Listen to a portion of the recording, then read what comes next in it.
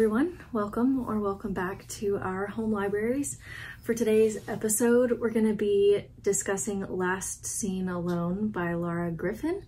This is our first podcast episode for Mystery March, so if you're interested in taking part in the extra content, or I guess engaging with or digesting the extra content, go check out our YouTube channel and our Instagram. Those are also our home libraries because that's what everything is. Anyway, Last Seen Alone is a really fun thriller mystery with a small little dash of romance, and we will be ruining this for you. So if this is something you're interested in reading, which I hope you are because it was good, and you don't want it to be spoiled, then be sure to come back and listen after you have read it. Right? Mm-hmm. And again, we have an Instagram, we have a Facebook, we have a YouTube, all of which are our home libraries, plural because we're two people. All right, so for Last Seen Alone, we follow Lee, who is a lawyer. She works on cases for victims of sexual harassment and extortion, and it seems like a lot of the cases revolve around revenge porn and online abuse, specifically at the hands of ex-boyfriends. Terrible people. Eesh. And then we have our leading man, Brandon, who's a detective. He recently picked up an unusual missing persons case for someone who we find out is named Vanessa Adams. The crime scene, there's a pool of blood in the nearby woods, and then on the abandoned vehicle, which is what led them to this pool of blood, there's a smear of blood on the vehicle, and inside the car, Brandon finds a business card for Lee. Like most main characters in books like this, the lawyer, Lee, gets a little too involved trying to solve this case, so much so that she actually puts herself in danger of the person or people who are the reason for Vanessa's disappearance. Mm-hmm. And as we already kind of mentioned, there is a little bit of a love connection or chemistry between our lawyer and the detective, so there's definitely some romantic tension that we start feeling. Yeah. Definitely. So, I've read a couple of books that are along these lines. Like, I mean, I don't want to say that they're like older mysteries because plenty of people write mysteries like this today and they like publish them now. But like Kathy Reeks is a big mystery author that I like, and I've noticed. I talk about this because I teach forensic science, so I talk a lot about the CSI effect, which is this phenomenon where media and entertainment can kind of skew the way non-scientists think about forensics. And I have noticed that in every single book that I've read with a similar story, similar writing style, the main character is not a cop, but behaves like a cop. Mm. Mm-hmm. We don't do that in real life, for those of you listening. No, but I'm a forensic anthropology. My training is forensic anthropology. We don't do that. I want to defend this book a little bit because Lee is a lawyer, so there is some parts of the job that require like critical thinking and delving forward. She does take it probably too far. Yeah. Yes. Yeah, for sure. But saying that, we can kind of get into our ratings. What did you rate it? I liked it. I gave it a 4 out of 5. Yeah, me too. 4 out of 5 egg rolls. Egg rolls. Is the scale that I chose this time. I didn't think of a good scale. I like that. Lee likes to go to this restaurant nearby and get egg rolls. So yeah, I'll do the same. Yeah. Mm-hmm. I think the only thing keeping this from a 5-star rating for me is that the beginning was kind of slow. It took me a solid week to get through the first 6 chapters. But once I got to chapter 6, I was in it. Yeah, and I will say... And then I didn't want to put it down. You also did, like, mention, you know, there's not any huge, like, twists, really.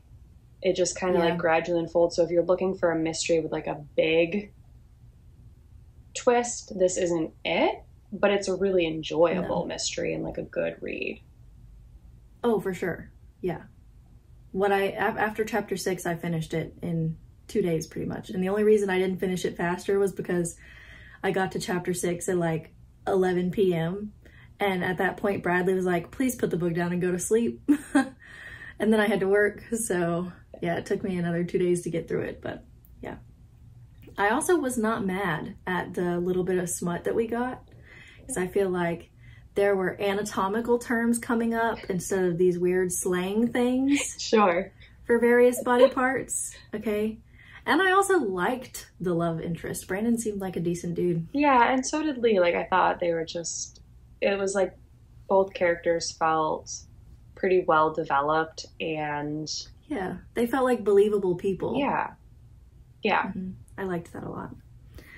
So the questions we're going to be discussing in this episode actually come from Laura Griffin's website, and she has this little PDF up there where she says she kind of has this soft spot in her heart for book clubs. So she put together this kit that includes a Q&A with the author, a guide to Austin, Texas, which is the setting for this book, and some discussion questions. So thanks for that, Laura, if you happen to be listening to this, which you're probably not. As always, you never know. We're going to provide a link in the description so you can find these questions for yourself if you'd like. To get started, we get the first chapter in Vanessa's point of view, which, I mean, I kind of dug it. I mean, she was on this isolated road. She was acting kind of sketchy, but your opinion of her kind of evolves as you learn more about her backstory. So what did you think initially reading from her perspective, and how did your opinion change as we read more? I'm not sure that it like changed drastically, because I did feel that that first chapter in her perspective, you could tell that she was desperate. You didn't know why, you didn't know what, but it didn't feel like, to me, it didn't feel like she was seeking out a gun to like go be a criminal. It seemed like she thought she had no other option. It was for protection. Yes. Yeah, you could tell it was something she needed to protect herself. Yeah. So then seeing how everything unfolds and to realize that she really felt like she had no other options, again, it didn't change my opinion. It just firmed up what I kind of was already suspecting. Yeah, you just get this deeper understanding of what exactly she was going through in that moment, and what really made her, and when I say we're spoiling this book, I mean we're spoiling it, what really made her decide to fake her death. Yeah. So. Yeah. It was kind of an intense situation, I feel like. It was, and you can see why she felt like she didn't have any other options. Yeah. So, for Lee, we see large and small ways where she shows a lot of empathy for her clients. At what point did you start to figure out that Lee had such a strong connection to these women that she had been representing?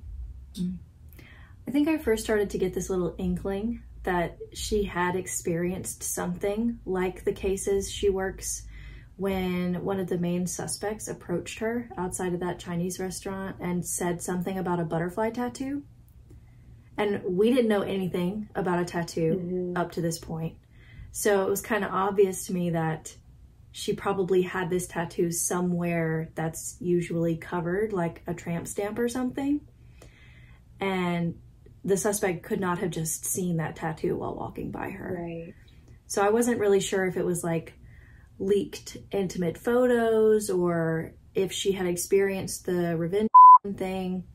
But I figured there was some kind of sexual harassment and had something to do with why she tries cases like this and gets involved in things like that. Yeah, I definitely agree with everything that you just said, in that even from the start, the way that she treated her clients, you could tell that there was definitely a personal connection towards who she was representing, just because she really goes above and beyond for all of her clients. Like Vanessa, we find out, had only met with her one time, but that Lee just would not let it go, like kept digging, trying to see if she could help Vanessa in any way. If she was just, at this point, we didn't know if Vanessa was disappeared, if she was murdered, we didn't know what was happening. So Lee was trying to do everything she could to try to help someone that she really only met with once. But I would agree that that point where she was cornered and they met, that person mentioned the tattoo, that it really started to click that there was probably some sort of online like that she herself had experienced Yes. something like this. I mean, because I could also see her getting into cases like this if like her sister had experienced something, or her cousin, or her best friend in high school, like, but that's the first time that you really get this sense of like, oh, she went through this. Yes. Yes. Yeah, for sure. And in doing this and deciding to pursue this career, trying, I guess we'll call it sexual harassment cases, she quit a really high paying job at a super prestigious law firm to join this practice that was just her and one other guy. Yeah, kind of like a startup almost. Yeah, kind of. Do you think it was wise of her to take that kind of risk like losing money? What do you think you would have done if you faced a similar problem? Well, and so part of the reason why she left that firm was that the images of her started circulating around. And I have my best friend growing up, she's a lawyer and she has faced discrimination in that field being a woman. So a lot of women in every field experience discrimination like that. Yeah, so for Lee, she was probably one of the few women in that firm, and it was all men. Probably. That was how it was portrayed to us in this story. So I don't think she felt safe there, and she felt safe with Javier. That's her business partner for the law firm that she joins.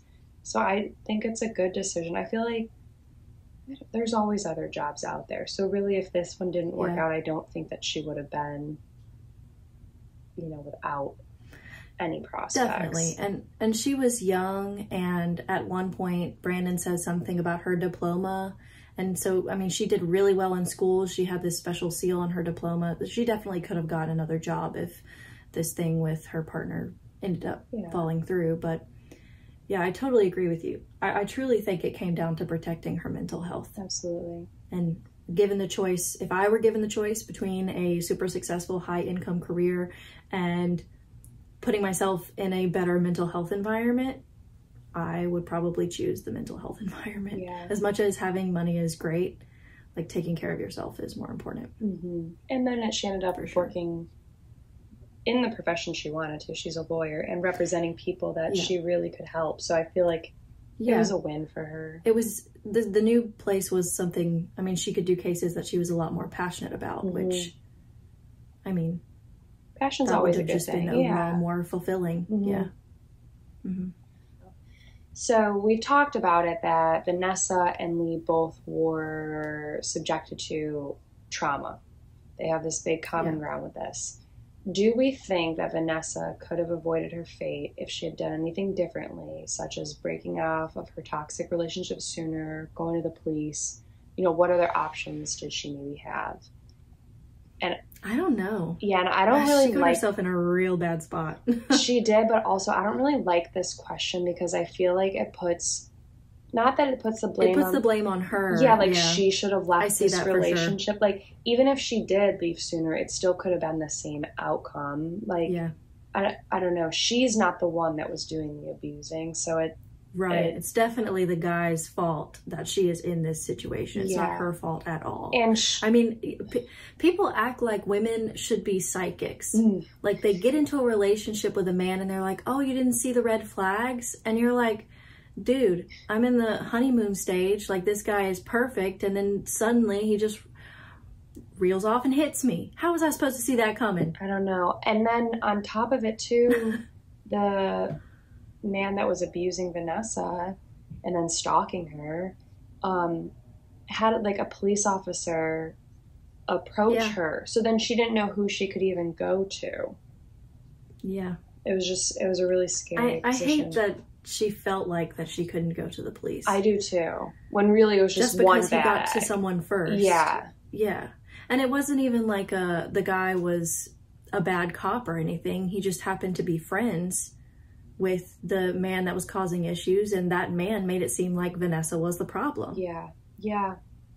So, I mean, it's not even that guy is not a good cop. It's just that he was misinformed about what was happening. Mm-hmm. I do think, though, not that he was a bad cop, but I do think that, like, it was outside of his jurisdiction. Like, he was a cop in another city. It was like a favor, basically. Yeah, that didn't feel very good to me. Just to intimidate her. That's how it felt. And again, like, I think you're right that the way that it was presented to this cop was lies.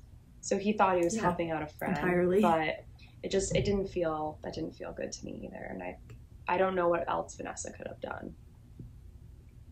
Yeah, I don't know. And it's pretty obvious that the perpetrator of this harassment, whoever she was going to go to try to talk about, he would then start harassing them because he did it to Lee. Yeah.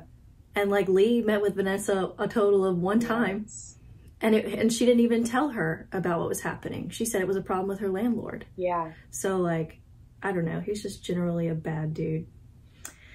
So at one point, Lee tells Brandon that social media is rife with misogyny. Have you seen this in your own experience? In what way do you try to shield yourself from online harassment or abuse? I mean, I'm fortunate to say I've not experienced this level of online harassment. Yeah. I mean, sure, like when I was in school, people would like spread rumors about literally everyone, including me, but like definitely not to this level. I consider myself in the minority of experiences because, I mean, women go through all kinds of shit. Yeah, they do. Social media is good because it connects people, but then it's also horrific. And so I just watched last night, Pamela Anderson came out with her own documentary on Netflix. So it's Pamela, A Love Story. Right. And it's phenomenal. But essentially, if no one's ever looked into this any further, intimate videos between her and her then husband, Tommy Lee, were stolen from their house and uploaded onto the internet. And this was when the internet was brand new. So they didn't understand the extent of like that you can't take it down, you can't get rid of it. And they started to do a legal process to try to stop the sale of the videos and all that. And then she ended up just stopping because she was pregnant with her second kid. They were like, the depositions for her were like horrific. Like they were saying like, you post for Playboy, so you like have no right to like hide. Yeah, like it was. You have no right to say who gets to see your body. Mm-hmm. You do. Right. So and you do have a right. So she then tried to protect her own mental well-being and said, I can't like keep going through this. Like I'm being like interrogated for these depositions and I just want to make sure I have a healthy pregnancy.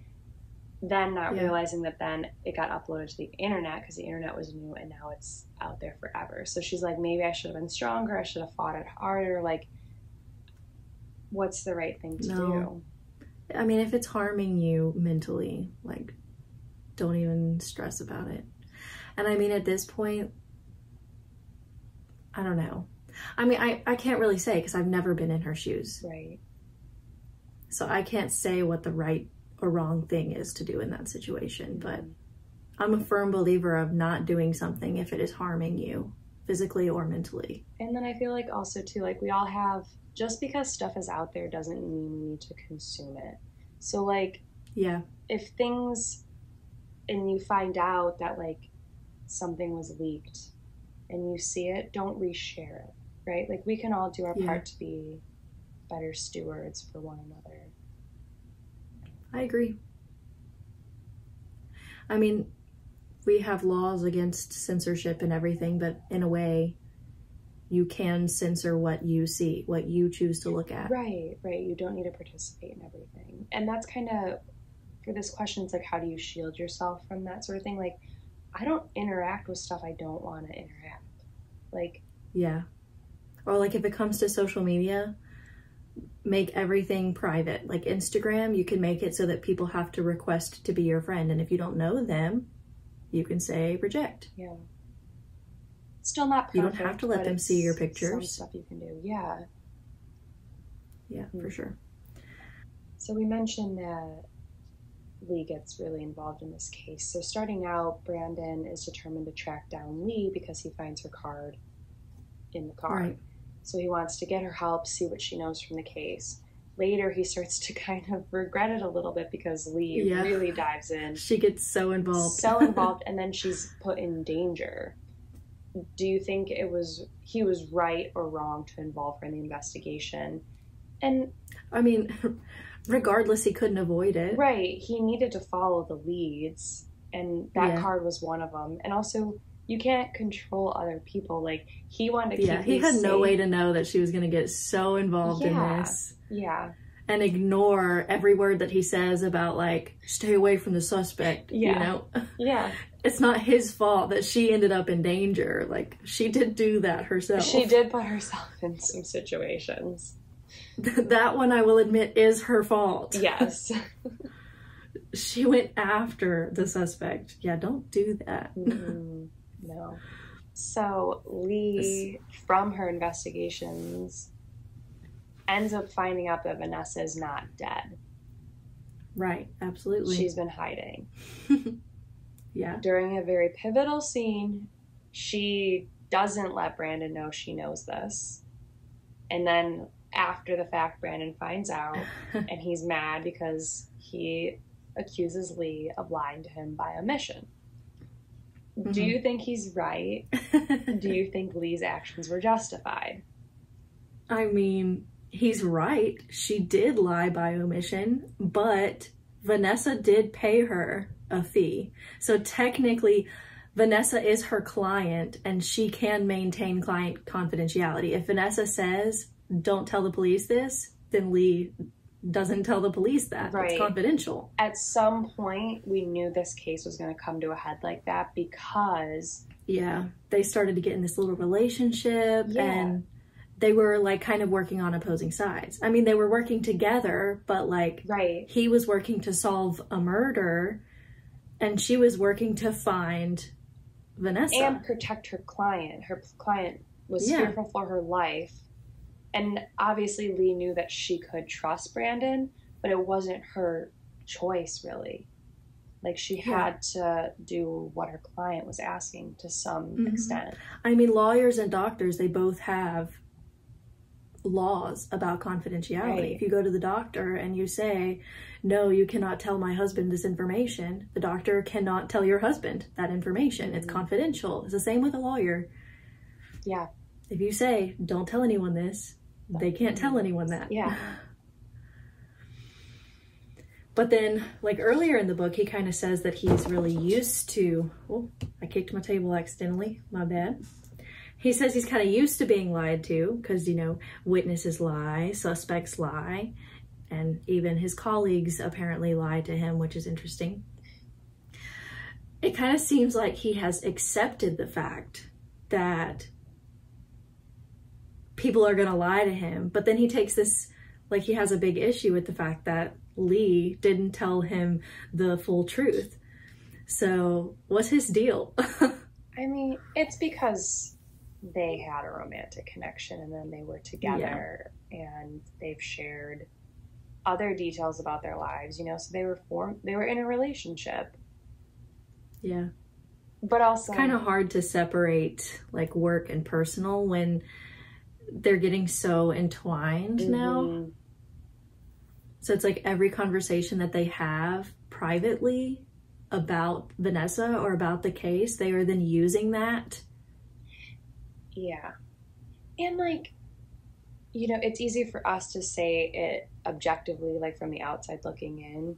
But when you are in a relationship with someone, you do expect certain things. So, like, the water just ended up getting a little murky because of their different roles in this case. Yeah. It's just... I mean, you definitely expect a person that you're with to be honest with you. Right, but, like, right. And I don't think... At the same time, client confidentiality. Right. And so it's hard to be like, you weren't honest with me with this, but I see why. Like, that would be hard to differentiate in the middle in hindsight. In hindsight, maybe he would be able to look at it and say, okay, I understand Vanessa was her client. That's something that she legally had to keep from me because Vanessa said, keep this from the police. So maybe he is the kind of guy. He seems like a good guy. Yeah. Maybe he's the kind of guy who can look at an argument later and see where he was wrong. I think so. I think, again, it was just like the heat of everything going on, and it was just a lot. Yeah. So many of the problems in the book and a lot of the problems that Lee deals with on a daily basis with her cases involve vengeful exes, bullying, harassment. All of this stuff existed long before social media did. But do you think that social media and today's technology makes these problems worse? Or does technology give people better ways to cope with these problems? I think worse. Yeah, I agree. It's just too much. I mean, I think it kind of does a little bit of both. Yeah. Yeah, I mean, again, technology is great because we can connect with other people and stuff. Yeah. But You can find people who have experienced similar things and connect with them and find common ground on certain things. Have somebody to vent to. yeah, But also, it makes it easier to harass other people. Yeah. And I feel like sometimes people don't even think about what they're writing on social media. No. It's weird because you can connect more, but then there is this sort of like disconnect because you're not like physically seeing someone. Yeah. So when you type things, it can get kind of ugly pretty quickly. So. Right. And you know, half of these things that people say online would not be said in person. Right. Absolutely. I mean, they're like hiding behind the fact that they are not physically there. Yeah. Which leads us to, I feel like we've touched upon this in other discussions, but would you want to live in a world with or without social media? I don't know. I would be fine if it was gone. I mean, I'd be fine. I would go back to my snail mail and be cool. I mean, it's good to like be able to share pictures with family members that don't live near me, or like when we went to Hawaii last summer, I could post a bunch of Hawaii pictures for my other family members to see and my friends to see. But like I said, all my social medias are private, so I don't have random strangers creeping on my pictures. Yeah. It's good. I mean, I am thankful for technology, but sometimes social media, like, it just isn't always the best, and it can be very addicting, so. Oh, for sure. You can scroll on TikTok for hours. Yeah. That's why I don't have TikTok, because I will literally lose the whole day if I got on TikTok. I already lose enough time scrolling through Instagram Reels. I do not need another source of short form content to suck time away from me. Same. It's funny. So in our next episode, we're going to be discussing Nothing More to Tell by Karen M. McManus. This one's a young adult thriller mystery. And I really like Karen M. McManus. I've read a couple of things from her, and she is the kind of author who usually has a pretty big twist at the end. And so far, the books I've read from her, I did not see the twist coming. So hopefully this will be a good one. Yeah, I'm excited. So, as always, if you enjoy this conversation today, make sure you listen to some of our previous episodes. Head over to our Instagram. For this one, just try to leave us a comment if you read it and enjoyed it, or if you like Mystery March. Just anything you want to leave us. We'll be glad to hear from you. Tell us what books to read. Yeah. We got a plan for, oh my God, we got a plan for next year. I know, it already feels like it. For season 3, I know.